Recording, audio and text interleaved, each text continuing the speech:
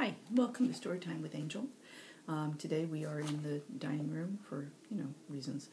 And I'm in my snowflake turtleneck because we're going to be reading a story called Snow on Spirit Bridge. This is the last story in our Mischief Corner Books Christmas anthology, Chestnuts Roasting, that's coming out on November 27th. And today we're going to read Freddie McKay's story, which is a fantasy that takes place in Japan. One of the main characters is a yokai, which is a Japanese demon. Demon doesn't mean the same thing in Japan that it does in Western literature. A demon is usually a spirit of some sort, either a nature spirit or a spirit that is not human. So the yokai in this case is a nekomata, and I'll let you guys look that up. But it's a very interesting story. And we're happy to have such a variety of stories for the anthology this year because we have a paranormal shifter story, a science fiction story, this fantasy story, and a nice contemporary story for our Christmas set. So this is Snow on Spirit Bridge by Freddie McKay. I just kind of want to warn you, the excerpt starts at a flashback dream sequence that the main character is having, but let me do the blurb for you real quick here. So Snow on Spirit Bridge by Freddie McKay. Alone in Japan, Finney is struggling against the constant distrust, avoidance, and xenophobia he experiences every day. He misses home, he misses his family. Nightmares come all too frequently because of the stress, and well, Christmas just is not Christmas in Japan. Not how he understands it. Distressed by how miserable Finney is, his roommate, Mamoru, offers to be Finney's family for Christmas. Little does he know how much one agreement would change everything between them, because both of them keep secrets neither ever dreamed were true. Okay, so here's our excerpt, and starting in our flashback. No matter the direction he looked in, Finney only saw white. The snow beat down on him as he cried out. Torrents of wind spiraled all around him, the weather mimicking his heart. Why hadn't anyone come? The sky was dark. Someone should have found them by now. He trembled in the cold and felt so tired he just wanted to sleep.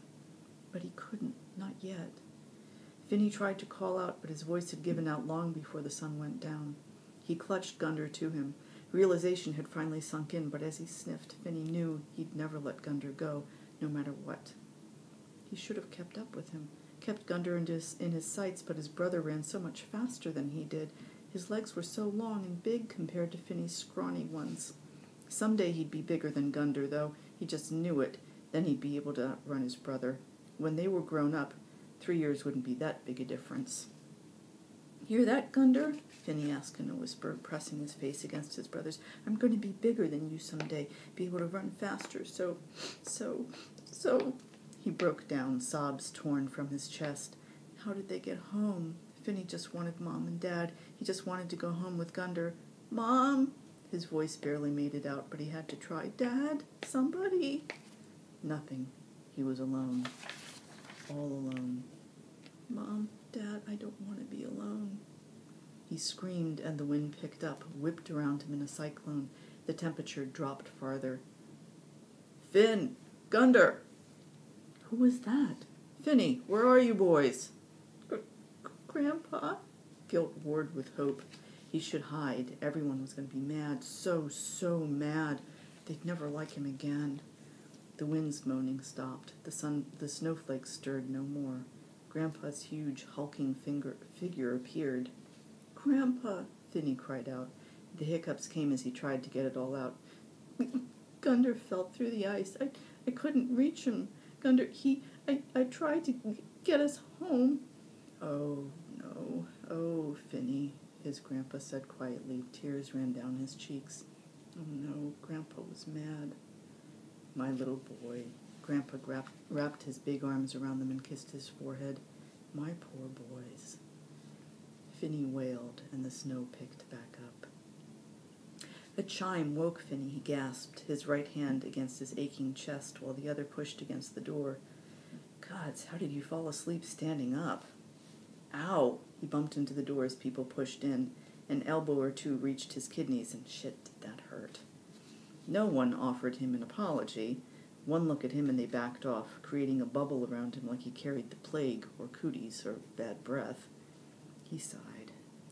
Christmas was the season of caring and giving, kindness toward your fellow man. At the moment, Finney felt none of those things, only loneliness and the deep longing for home, where things made sense and he could verify with his own eyes that everyone was alive and well.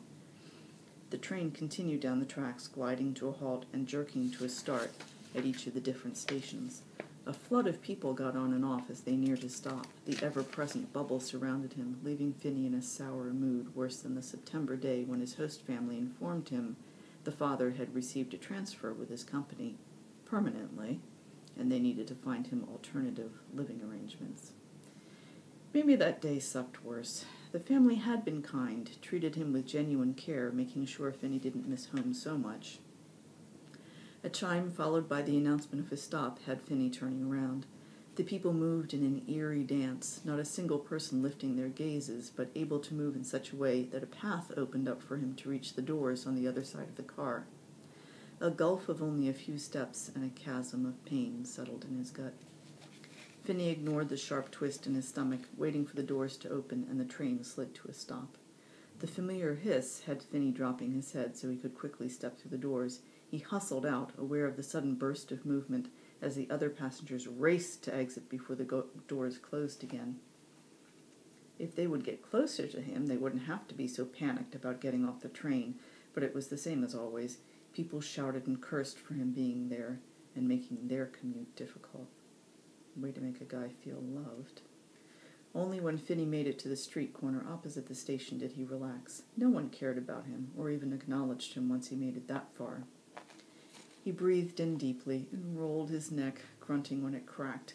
The tension would get to him someday. Well, it already had, but he'd need more than a quick stretch to relieve it. Maybe he could find a massage parlor, a real one. Hashimoto might know where he could go. If he didn't, he would be more than happy to help Finney figure it out. Oh no, crap. The moment his roommate popped into his head, Finney remembered it was his turn to get groceries and cook dinner. He took off up the street toward the family grocer's, hoping that the old grandpa wasn't sitting watch. The man never sold him jack. Once he got to the corner by the store, Finney peeked around the corner and cursed. Of course, the old grandpa was there. Depressed more than before, Finney turned down a side street and headed toward the convenience store. Looked like it would be noodles again tonight. Finney hoped Hashi wouldn't be too upset, though if Finney had remembered earlier, he would have stopped closer to the university, where they didn't snub quite so obviously. Trudging through the convenience store, Finney picked up some basics: toothpaste, a new aftershave since Hashi sneezed constantly with the other one, a couple of frozen meals he could nuke if he had to, a few different flavored ramen, and some pretzel pocky. Along with what food items he could restock. The clerk offered to heat up one of his meals, but Finney declined, needing to get home. Their worker smiled at him as he paid, offering a good night. Finney dipped his head, tired but happy at the small gesture, even a token one. With bags in tow, Finney set off for the condo again, trying to figure out if Hashi would be home yet. Maybe, maybe not.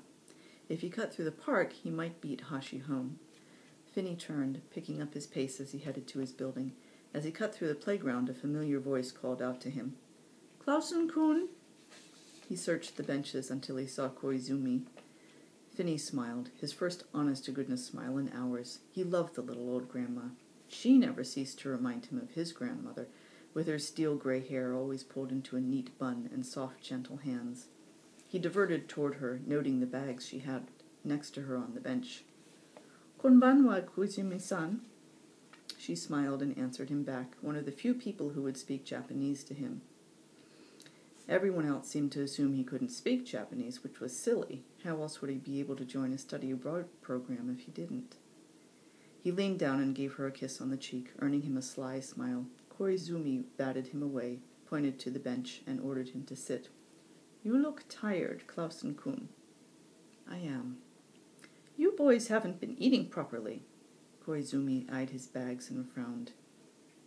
"Yamaguchi-san tonight?" "Hi." Baka. She got no argument from Finny, but he wished the old grandpa didn't hate him so much. Here, for you. Koizumi-san stood, then lifted a pair of bags from the ground, putting them in his lap. But take them, and ignore that senseless old fool. You're a good boy, Clausen-kun. He held the bags close, managing to get his emotions under control before speaking. Arigato, Koizumi-san. She patted his cheek, then turned toward the condos. Hashimoto-kun isn't home yet. If you hurry, you can hide the packaged noodles before he gets back. All right, and that is Snow on Spirit Bridge. We will have the anthology available for you on November 27th.